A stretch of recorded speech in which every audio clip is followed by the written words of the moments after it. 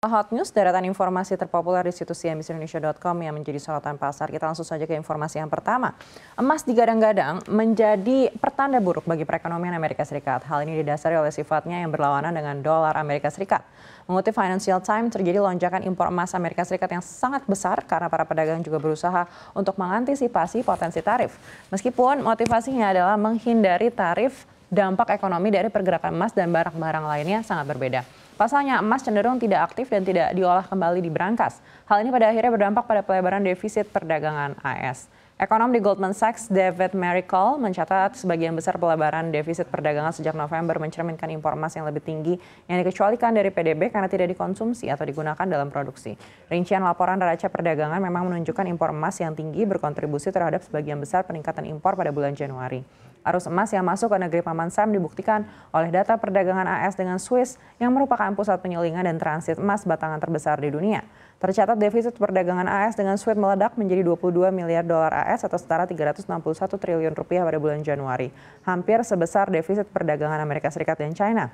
Tren serupa juga terjadi dengan Australia. Lonjakan ekspor emas Australia membantu mendorong neraca perdagangan antara negeri Paman Sam dengan negeri Kangguru ke wilayah negatif pada bulan Januari.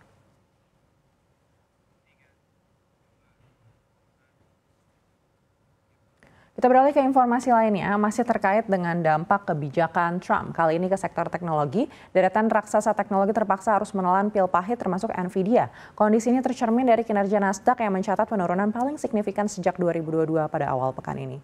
Ambruknya Nasdaq sejalan dengan 7 raksasa teknologi paling bernilai di dunia. Kehilangan nilai pasar lebih dari 750 miliar dolar Amerika Serikat atau sekitar 12,3 triliun rupiah. Kekhawatiran terkait perang tarif di sektor teknologi telah mendorong penurunan saham secara besar-besaran. Apple memimpin penurunan paling tajam yang menyebabkan nilai perusahaan jatuh sekitar 174 miliar dolar Amerika Serikat atau 2.800 triliun rupiah. Investor berbondong-bondong menjual saham di sektor teknologi. Pasalnya banyak perusahaan teknologi yang bergantung pada komponen dan manufaktur luar negeri. Jika dipaksa untuk memindahkan manufaktur di Amerika Serikat, kemungkinan besar harga jual produk teknologi akan melambung tinggi. Hal ini memicu kekhawatiran AS akan menghadapi resesi di bawah kepemimpinan Presiden Donald Trump. Produsen semikonduktor seperti Nvidia turut merasakan dampak signifikan. Pekan lalu Trump mengumumkan investasi tambahan dari raksasa Taiwan TSMC sebesar 100 miliar dolar Amerika Serikat untuk membangun manufaktur di Amerika Serikat demi menghindari kewajiban tarif. Trump menyebut TSMC sebagai raksasa chip paling kuat di dunia karena mau menggenjot produksi lokal.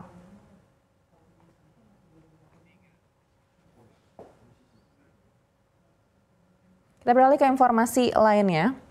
Mantan Presiden Filipina Rodrigo Duterte telah meninggalkan ibu kota Manila menuju markas Pengadilan Kriminal Internasional atau ICC di Den Haag, Belanda, Selasa 11 Maret 2025. Mantan Presiden berusia 79 tahun itu ditangkap dengan dakwaan kejahatan terhadap kemanusiaan berupa pembunuhan yang telah menewaskan puluhan ribu orang terkait kampanye anti narkoba selama menjabat sebagai presiden. Duterte ditangkap di Bandara Internasional Manila pada Selasa pagi 11 Maret 2025 setelah Interpol Manila menerima salinan resmi surat perintah penangkapan dari ICC.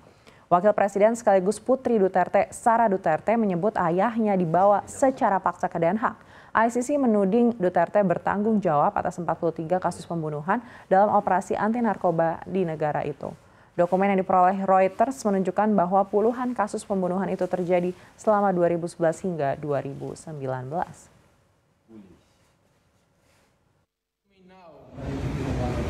The legal basis for my being here. As apparently I was brought here not of my own volition. It's somebody else's. Kung hindi ibang tao, ikaw siguro, because this is your structure. So you have to answer now for the deprivation of liberty. Pagdating sa trial gan, tatawagin kita sa witness stand.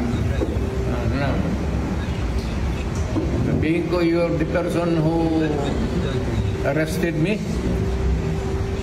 May I know the reason why? Have you read the documents? Or at least have you read the case at that time when you made the arrest? So that you would be guided to what you should know. Yan lang yan. Kaibigan tayo, galing ako gobyerno.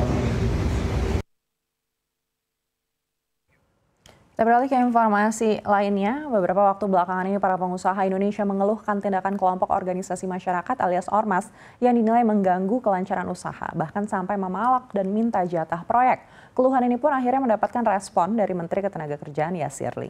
Dia pun menegaskan bahwa jika suatu tindakan tergolong sebagai pemalakan, maka itu sudah jelas merupakan tindak pidana.